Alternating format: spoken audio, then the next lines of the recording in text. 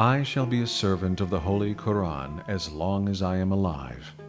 I am the soil of the way of the Prophet Muhammad, peace be upon him. Whoever extracts other words from these words of mine, I will be complaining about both the reporters and those words. The exalted Mevlana, the Sultan of the hearts, the spiritual soldier to whom the meaning of the Hadith, the Prophet's teachings, was revealed. Scholars are the successors of the prophets.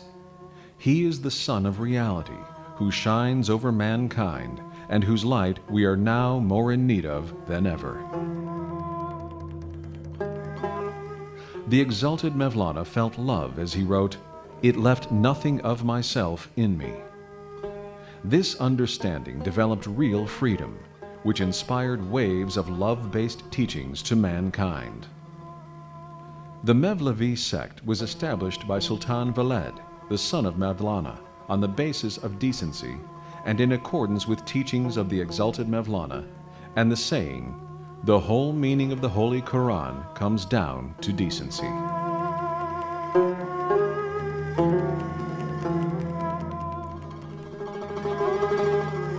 This sect has invited humanity to partake of goodness, truth, love, tolerance, and, in short, good morality by following wise and mature sheikhs, heads of the dervish order, for many centuries, and has established places, norms, and behavior perfectly. The name whirling dervishes would not be something familiar to most Turkish people. In Turkey, the followers of Jalaluddin Rumi are called Mevlevis, and this is the Turkish pronunciation of the word Maulana, which means our master or our teacher in Arabic and Persian, because Rumi was considered to be their spiritual guide. So the followers of Rumi are known as the Mevlevi dervishes. Dervish is another name for a Sufi. What is a Sufi?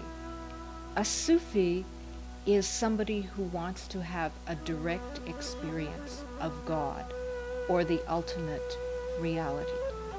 And Sufism has a very long and rich history within the Islamic tradition.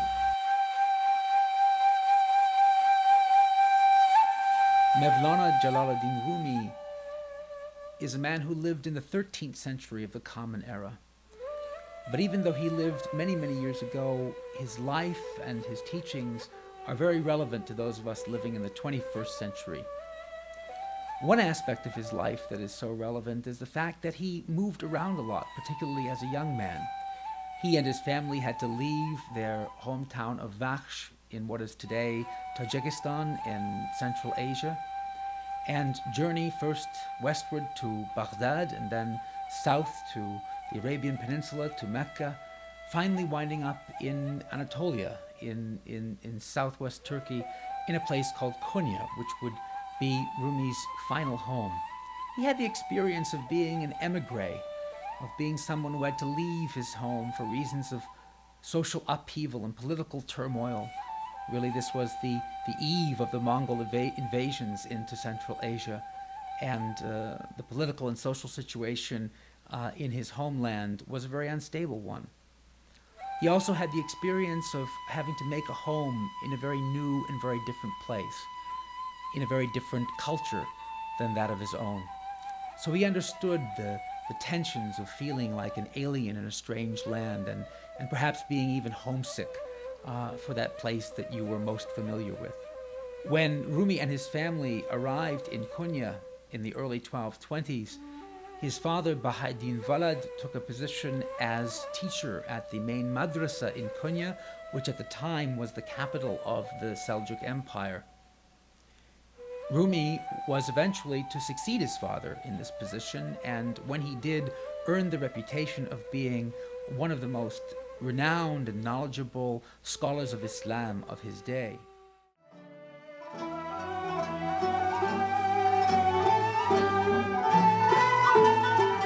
A few lines of poetry that have, through the centuries, been attributed to Jalaluddin Rumi, and which in many ways do capture the spirit of Rumi's teachings about the importance of our connectedness to others in life, particularly our connectedness to God and to our faith community, is a cluster of lines that begins Baz a, haran che hasti baz a.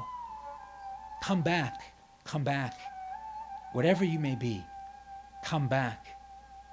Even if you are an unbeliever or an idol worshiper, come back. The Sufi lodge is not a lodge of hopelessness. Even if you have broken your repentance 100 times, come back. This is a call to all of us who feel the brokenness of our relationships, the brokenness of our relationships to our family members, our loved ones, our friends, and particularly the brokenness of our relationship with God. I think this message of God's mercy and God's openness, God's call to us to return to those values and ideals which are at the center of what it means to be human beings, is a message that I think is timeless and, of course, particularly important for us today, living in a world that's filled with strife, filled with cross-cultural misunderstanding, and filled with fear. Another important theme in Rumi's poetry is the theme of transformation. I think human beings are naturally predisposed to stay where they are, to play it safe, to hold on to the pieces of their identity as it exists in the moment. And so much of the Sufi experience, so much of Rumi's own life experience was an experience of moving around, not only physically as he did in his early days, leaving the land of his home in Central Asia and eventually making his way to Konya and Anatolia. It's not only about the physical journey, but it's also about the spiritual journey, the inner journey, which entails a great deal of change and transformation. The theme of the pain of transformation and the joy that comes with that pain is probably very powerfully expressed in these famous lines from Rumi, which run something like this: I died as a mineral and became a plant. I died as a plant and rose to animal. What should I fear? When have I ever become less from dying? Yet once more I shall die as a human being and soar with the angels, but I must even pass eventually from that angelic state, because everything perishes except the face of God. In these lines of poetry, Rumi is challenging us not to be afraid of change and not to be afraid of growth. He's telling us it's a natural part of our human destiny. I think in some ways that means don't be afraid to expand your horizons. Don't be afraid to look at things from the perspective of the other. Sure, it may challenge your perspective. Sure, it may challenge your identity and who you think you should be. But it's only through such challenges, and it's only through the growth that come from such challenges, that we really become the women and men that God created us to be.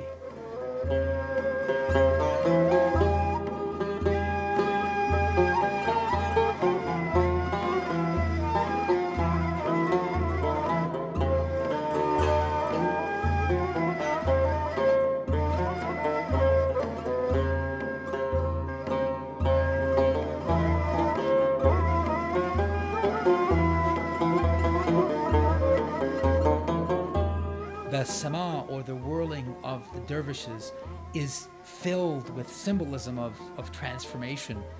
When they first come out to begin the ceremony, the dervishes are dressed in dark woolen cloaks and cylindrical headgear.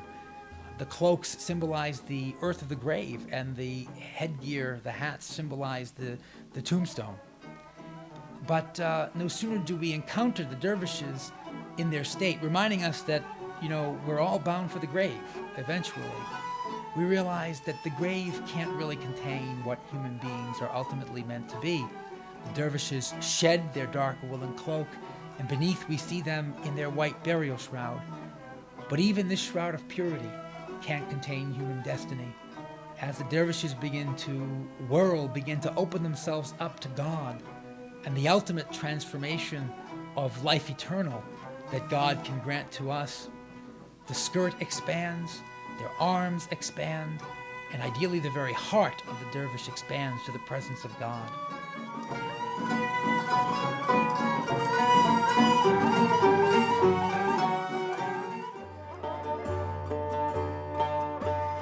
Rumi's message is a universal one that transcends the 13th century in which he lives and transcends the environment of the Middle East or Konya or Turkey in which he lived his life. And that message is one of love. Love beyond borders, beyond restrictions. As he says in one of his poems, I'm neither of the East nor of the West. I'm neither of fire or of water, nor of air, nor of earth. What he's saying is that nothing about my identity or about this human condition is so essential that it should keep me from reaching out to others. Really, the norm is universal love and transcending the restrictions, not only of my own ego, but of my own culture, of my own belief system. So this could be a kind of program or inspiration to interfaith dialogue, to cooperation across cultures, across religions, that the real bottom line is our shared humanity, but that humanity itself is a beautiful thing that does not have to be limited by a particular identity of nation, name, gender, and so on. Love is the transcendent principle that unites us all.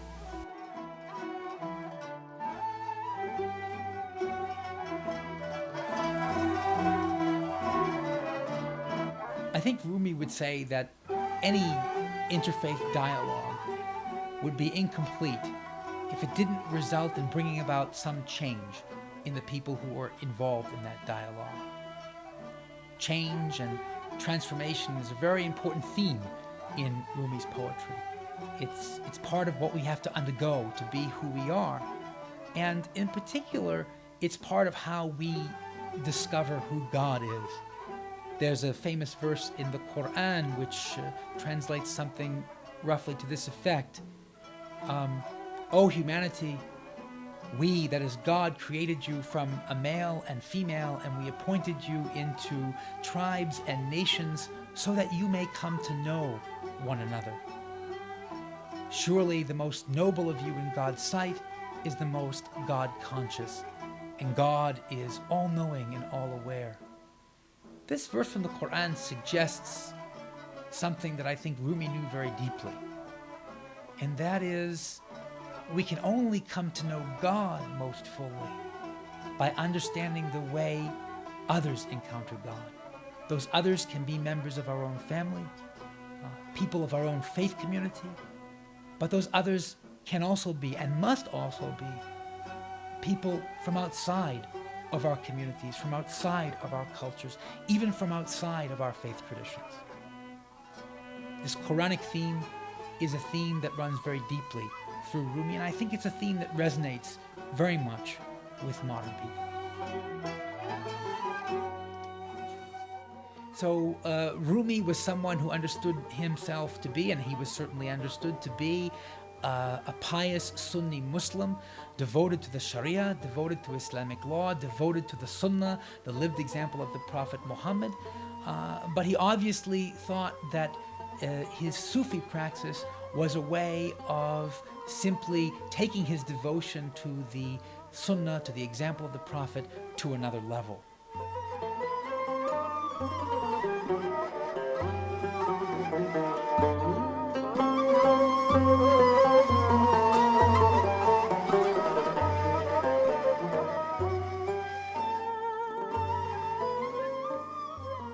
The Quran at one point says, "Idhkuru Allah dhikran kathiran," mention God frequently, and many Muslims understood the ideal way to live one's life is to keep God on one's mind and in one's heart almost constantly.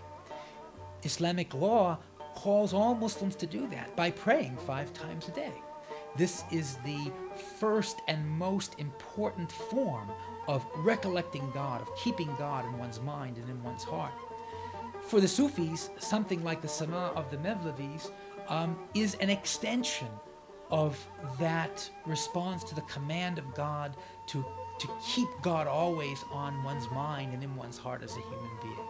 Though some Muslims may disagree with him, for Rumi and some of the other great Sufi masters of his day and of our own day, there is no tension, there is no conflict between trying to pursue one's spiritual journey, trying to have that closer walk with God that all Sufis strive to have, and to being a good Muslim, to being the kind of Muslim who observes all the commandments and prohibitions of the law that God sets down in the Quran and also in the lived example of his Prophet and Messenger Muhammad, peace and blessings be upon him.